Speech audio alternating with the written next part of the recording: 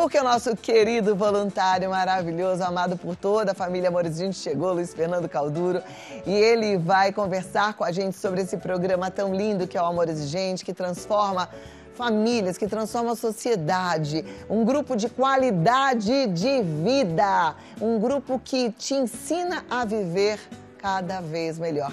E é preciso saber viver. Aliás, esse é o tema do nosso bate-papo de hoje. Luiz Fernando, quem é que você trouxe hoje contigo? Trouxe minha amiga Bernadette de Guarulhos, Bernadette, Cláudia. seja bem-vinda. Obrigada, querida. Você estava no congresso também? Nossa, foi a primeira a me inscrever. Ai, que coisa maravilhosa. Foi bom demais, não foi? Que encontro incrível. Foi incrível. Você estava a caráter na festa junina? Não. Não? Não fui com esse gás, não. Eu fui pro amor. Você foi pro amor.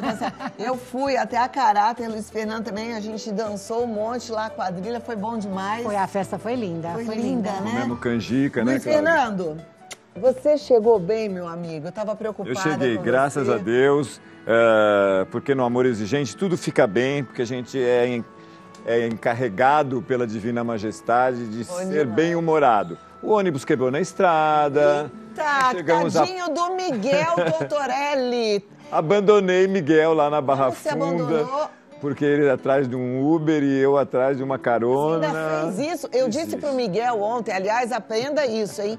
Quem acompanha morcego acorda de cabeça para baixo. O Miguel foi andar com o Luiz Fernando, olha o que aconteceu. Não, mas eu já sei que ele chegou bem em casa. Graças a Deus. Olha, foi uma viagem Beijo pro incrível. Miguel, pra Dona Mara, eu já mandei beijo pra toda a família. Incrível. Me deu a oportunidade, Cláudia, de agradecer pessoalmente a família Monteiro por ter mandado você lá, com todo o amor e com todo o carinho. O seu aceite de estar com a nossa família de Amor Exigente, nós somos eternamente gratos. E a Ana Lúcia e o Varley, que foram os nossos organizadores do congresso, com mais uma equipe linda de mais de 30 pessoas. Casal, né? Mas a gente pode falar em nome deles um obrigado para todos, né? Muito. E eles foram extraordinários. No final até houve necessidade deles oferecerem o próprio quarto deles para um casal que estava com dificuldade. E o Varley carregou água nas costas para todo mundo. Gente, olha... E a Ana Lúcia é uma heroína. Impressionante. Ana, você é uma heroína. Varley, você é realmente muito especial. Eu tive o privilégio de ter o Varley como voluntário para me pegar lá no aeroporto e me levar de volta. E foi uma prosa boa, muitos causos. Mineiro gosta de contar causos, né? Foi muito bom. Um bocadinho de causos. Foi muito bom, muito bom. Foi muito bom mesmo, Cláudia. E estamos aqui para falar um pouquinho sobre tudo que nós aprendemos no Congresso. A Bernadette estava lá, né? Foi muito. Mas também estamos às ordens, Cláudia, que você eu quero quiser perguntar. Falei que o tema hoje é preciso saber viver, né? Opa. E de fato é preciso, gente, porque assim, ontem voltando do Congresso, eu encontrei... se eu não me engano, 3 casais que, no final das contas, tiveram lá um pequeno desafio estresse e foram embora. E foram passear em outros lugares. E aí, eles me reconheceram, começaram a conversar e eu senti ali um arrependimento, assim, do tipo, por que é que, de repente, eu deixei a intempestividade falar mais alto? E era o sonho da minha vida estar nesse congresso e acabei não indo, né? E na hora veio na minha cabeça essa frase, é preciso saber viver. Não tem problema, a gente não tem que carregar a culpa de nada. Eu falei, né? Nada acontece por acaso, Deus sabe de todas as coisas, era para ter sido assim. Mas a gente precisa estar atento, porque às vezes a gente perde uma oportunidade pela nossa humanidade. E eu acho que entra a frase aí, é preciso saber. É preciso saber viver. O Amor Exigente nos ensina a vivenciar os desafios, a viver os desafios com amor, né? Com tranquilidade. E eles não vão parar de aparecer, graças a Deus. É por isso que a gente vai crescendo, né, Cláudia? Verdade. Crescimento e você falou humano. uma coisa importante, graças a Deus. Ontem eu falei muito isso na minha palestra. Que às vezes a gente vê um desafio e fala, ai, desafio. Não, o desafio é bênção, o desafio vai fazer a gente crescer. Bênção, é bênção. Pois é, Cláudia, e foi o tema de uma das palestras que o Tiago me encarregou de anotar algumas frases importantes dos palestrantes para nós colocarmos na nossa revista. Uma delas é esta questão, não é, de que muitas vezes quando a gente tem uma expectativa muito alta de alguma coisa, não vai acontecer, porque expectativa alta é uma coisa que gera ansiedade na gente. E aí, a partir daí vem uma frustração. Só que as frustrações, elas têm que ser bem-vindas também, porque elas causam uma feridinha que depois de cicatrizadas deixam, né, uma memória positiva para a nossa vida, não é? É através das frustrações que nós vamos viver. E muitas vezes a própria prevenção do amor exigente diz isso para os pais, que evitam que os seus filhos tenham frustrações. E aí eles jamais vão poder alcançar coisas boas, porque é a partir das frustrações que eles vão ser autônomos, que eles vão se desenvolver bem. Meu Deus, não é? Quem é que não tem frustração? E além disso, Fernando, minha frase de vida, o movimento da vida é perfeito. Isso eu chamo de confiança. Eu digo, acima da fé tem que ter confiança, acreditar não adianta, sabe? Então, o movimento da vida é perfeito. Nem que você vá compreender isso lá na frente, mas foi por isso que eu vivi aquilo, me fortaleceu para eu chegar aqui. Esse é o caminho, é um processo, tudo é sistêmico, não é mesmo? E o encontro do amor exigente é um encontro de amor. É um encontro de amor. Amor por si, amor pela família, amor pelo outro, amor pelos filhos. É um encontro de amor, começando pelo amor próprio, se colocando no primeiro da fila. Então aí a gente tem que caminhar com dignidade, é isso que tem para hoje, vamos levar com dignidade e com alegria, como ele falou, bom humor. Bernadette, você é uma mulher muito sábia e com poucas palavras eu já percebi isso. Eu digo aqui que a gente só para de aprender quando para de viver. Apesar de toda a sabedoria, você deve ter aprendido coisas novas neste congresso. Nossa! Eu sei que todas as coisas são muito importantes, mas se tivesse que escolher alguma coisa, o que você escolheria? O que reverberou dentro de você? Nossa, é bastante difícil. E já que você falou em reverberou, nessa reverberação, eu gostei muito da palestra da Ana, onde ela pincelou, né, alguma coisa sobre a visão sistêmica de Bert Hellinger das constelações familiares. Então, é onde ela colocou a hierarquia, a importância de cada um estar no seu lugar. A constelação, cada um está no seu lugar, todos são estrelas, num formato familiar, criando aquela célula, mas a hierarquia é importante, ela colocou isso com sabedoria. E foi mencionado em outras palestras a mesma coisa, mas isso me tocou muito, porque é uma coisa que eu procuro estudar, que eu procuro entender esse processo sistêmico para manter minha frase. O movimento da vida é perfeita. Se você quer chegar no propósito, tem que viver o processo. É verdade. É bem isso. É nisso que eu acredito. E só com hierarquia mesmo sendo cumprida na risca, assim, que a gente consegue ter uma família funcional, né? Independente da família. No seu lugar. Independente da família, Cláudia. Nunca haverá um bom líder que não tenha sido um bom liderado. Bom liderado. Vamos dizer assim. Porque o respeito à ordem, o respeito às regras, tudo isso envolve o mundo corporativo, onde eu vivo aí há 40, 50 anos, sei lá, nem sei quanto tempo. Comecei com 16, vou chegar nos 70, então faz tempo, né? Envolve o mundo corporativo, mas sabe que liderança... eu, por exemplo, aprendi a ser uma boa liderada na minha casa, né? Meus pais eram bons líderes, aliás, eu agradeço sempre a eles. Eu tenho uma gratidão enorme. Meu pai às vezes fala, imagina, filha, pai, você foi o melhor do mundo, mãe, você foi a melhor do mundo. Porque eles me ensinaram a ser liderada. Olha que lindo que você trouxe, é só assim que a gente consegue ser um bom líder, né? Isso, entendendo o respeito. O amor exigente faz sempre esse alerta para os pais, né? Não deixem jamais de ser pais para que os seus filhos possam ser filhos. E ser pai é liderar. O que é liderar com assertividade dentro dos princípios de amor exigente? Eu volto já para você responder, tá bom? E aí você que está pensando, será que eu sou uma boa líder? Será que eu estou sabendo liderar? A gente vai aprender em alguns minutinhos aqui. Bernadette, Luiz Fernando Calduro, o que é ser um bom líder? Dentro do amor exigente, foi essa a sua pergunta, né? Nem é tão difícil de vislumbrar isso. Primeiro, porque um dos nossos princípios está na hierarquia, não é? E o amor exigente, o próprio nome já diz, ele é tocado por amor.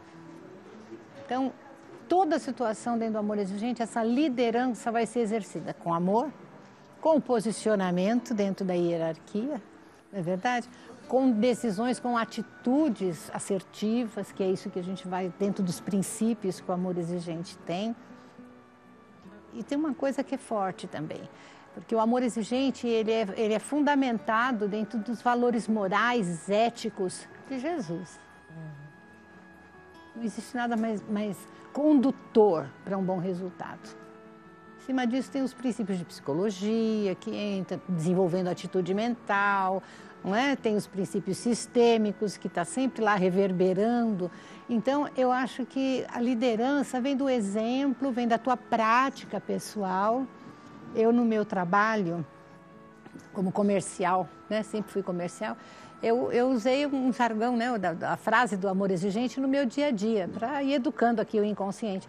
O cliente me ligava, e aí, como é que você está? E eu, cara, eu estou cada vez melhor. E isso, ele, no começo estranhava, mesmo a equipe que trabalhava lá comigo. Hoje todo mundo acostuma, todo mundo me liga e sabe que eu vou responder isso. Porque eu estou, de fato, cada vez melhor. Sabe? E vai chegar um momento que você fala, é meio falso. Ai, que estranho, eu não estou melhor. Mas você vai falando, você vai educando esse inconsciente. A gente vai ficando cada vez melhor, vai de tanto que a gente vai aprendendo ao longo da vida, né? Tudo Apesar é exercício. de ter um dia com mais desafio, outro com menos. A gente só vai melhorar dentro da prática, exercitando, treinando. E eu treino todo dia, o cada vez melhor. Tem que treinar, tem que exercitar, tem que falar, até porque eu sou a primeira a ouvir. Que lindo. E Bernadette colocou aqui que ela é da área comercial, né? De um mundo corporativo, onde existe muita competição, onde muitas vezes a gente precisa de muito jogo de cintura. E olha só que maravilha. Lá no Amor Exigente, um rapaz me abordou para falar isso. Falou, fala no seu programa que Amor Exigente é um grupo de qualidade de vida, porque as pessoas fazem uma associação muito com a dependência química.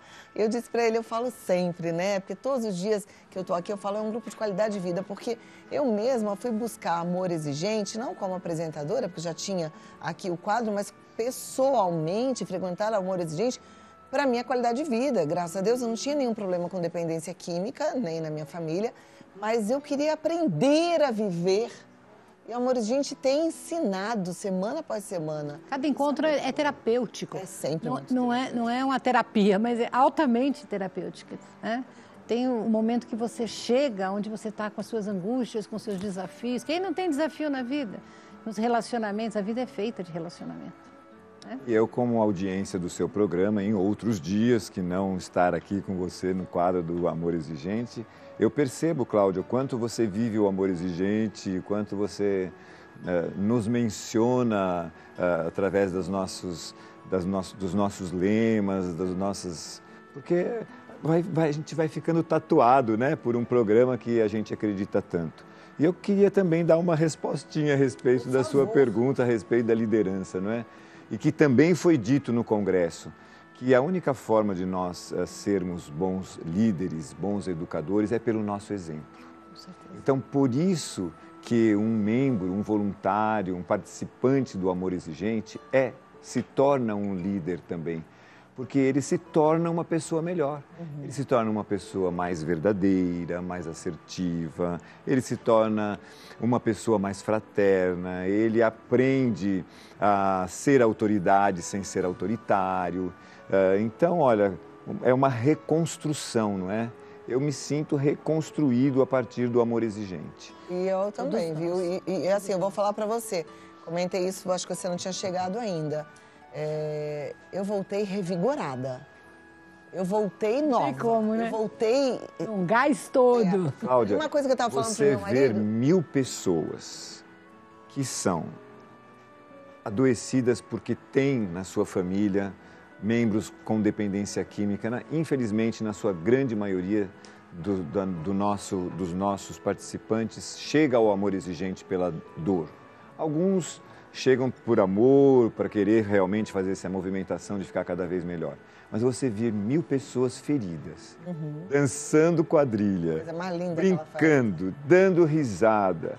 Eu estou rouco, Cláudia, porque o ônibus quebrou na estrada, nós ficamos 6 horas esperando um ônibus novo e nós rimos tanto, nós conversamos tanto, nós cantamos e eu fiquei até rouco. Olha. Porque não é isso, apesar de, não é? É cada vez melhor, apesar de.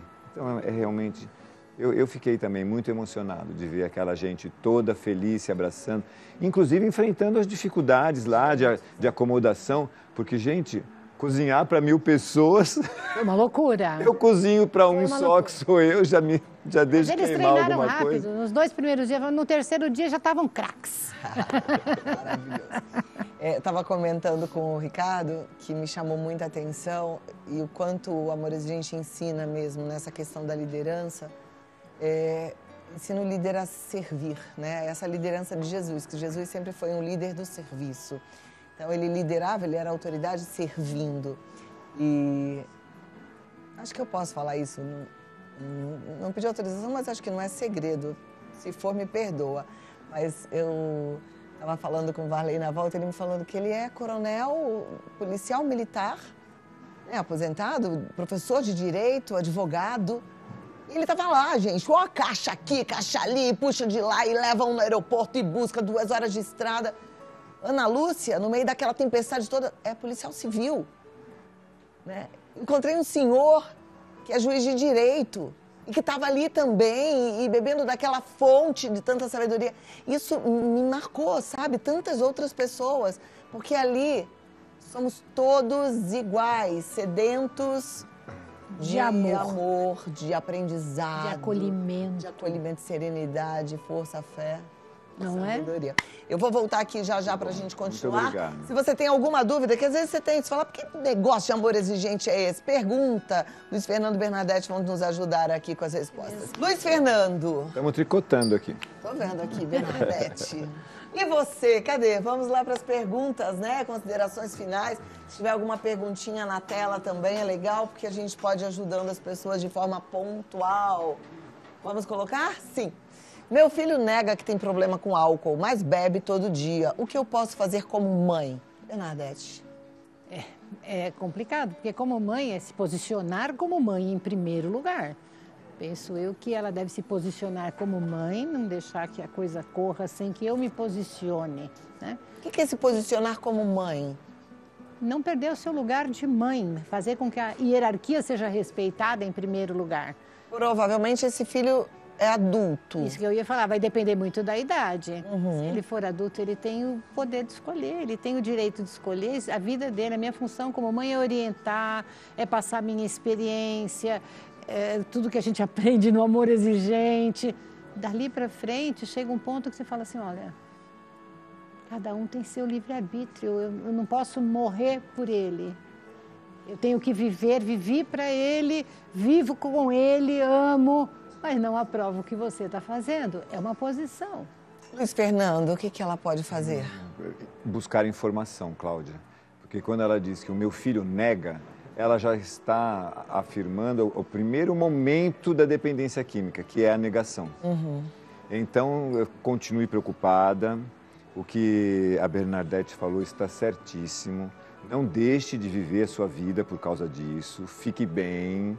Não se limite por deixar de fazer qualquer tipo de coisa ou atividade em função desse problema.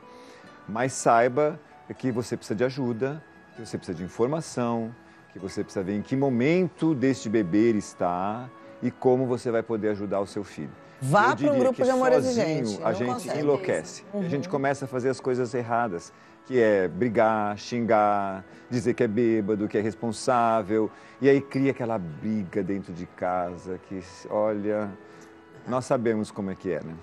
Elisa Castelo pergunta, olá, o uso de remédios tarja preta pode virar dependência também? Com certeza. Meu Deus do céu. E aí eu lembro da minha Cleide, né, Cláudia? A minha esposa falecida, que se tornou dependente de Rivotril. E teve 2 overdoses. Então, não há melhor droga nem pior droga. A partir do álcool, que Padre Haroldo, nosso fundador, já dizia que era a pior droga, as drogas da farmácia que são vendidas aonde? Na drogaria, né? São também drogas terríveis se usadas de maneira incorreta. Podem causar, sim, e é uma dependência complicada. Assim como o próprio açúcar pode se tornar uma dependência química, e está aí nas prateleiras e a gente acha tão gostoso, né? Tão docinho. Tão docinho.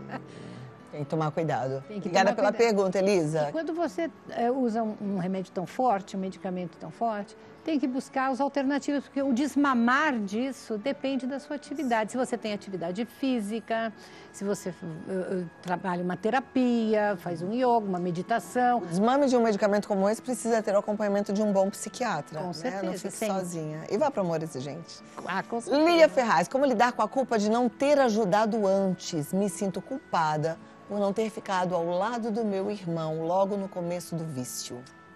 Assim, Cláudia, a culpa tem que ser colocada de lado, porque no amor você sempre vai fazer o melhor, você sempre vai dar o seu melhor, você vai se dedicar da melhor forma, você vai dar a melhor orientação, a sua melhor experiência. Então, eu dei o meu melhor, talvez não tenha sido adequado naquele momento, eu não estava preparada, eu não conhecia o amor exigente. Então, isso às vezes as pessoas falam, nossa, eu poderia ter feito melhor. Mas não fiz porque dentro das minhas condições, naquele momento, era o melhor e eu dei meu melhor. Então, a culpa é uma coisa que pesa negativamente, sabe? É onde entra a necessidade do alto amor, do alto fortalecimento e culpa, não. Não, a culpa enrijece. Aí vamos voltar para o Congresso, né, Cláudia? Era o tema e o lema do Congresso, né? A questão realmente de se libertar, não é? Porque a culpa escraviza e o amor exigente é libertador. Quando você para de sentir medo e sentir culpa, você se liberta para poder viver bem, para poder se tornar uma pessoa capaz de servir, como é o que vocês estavam falando no assunto anterior. Perfeito. Obrigada, Lia. Existe tempo ideal para internação? Meu pai está internado há 2 meses, mas continua ansioso e estressado. Tenho medo de estarmos perdendo tempo no tratamento. Penso que não. Dependendo da droga, há a necessidade de um tempo de desintoxicação um pouco maior. Então, 2 meses é o momento de realmente começar a ficar mais,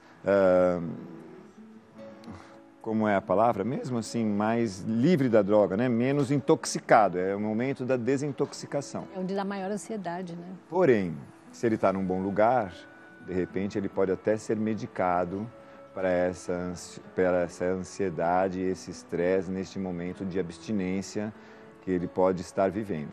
Mas já fazer o alerta, não é? Que estes 2, 4, 6 meses de internação são aquele momento do início do tratamento, da desintoxicação, da conscientização. E aí, a partir daí, para o resto da vida, é um tratamento diário que não precisa ser pesado e difícil, mas precisa ser com muita informação e com muito apoio. E com muita atenção também, né? E não pode esquecer, eu vejo muito que a família às vezes interna e acha que, então vai voltar, novo tudo bem. folha. A família precisa se tratar nesse tempo também, mudar sua conduta, suas atitudes. Também, essa mudança, nada muda se eu não mudar, quando a pessoa sai de uma internação, seja ela em qualquer tipo de internação, ela precisa encontrar as mesmas regras, ela não pode voltar para uma vida como era antes. Nada será como antes, não pode ser como antes, senão voltamos. A internação não funciona, funciona sim, porque é o tempo de desintoxicar, é ter o suporte psicológico, é ter a visão clara daquilo que ele está vivendo. Mas quando sai dali, ele precisa ter todo esse suporte para seguir o Bernadette novo está falando que a gente na nossa casa precisa funcionar como uma casa terapêutica.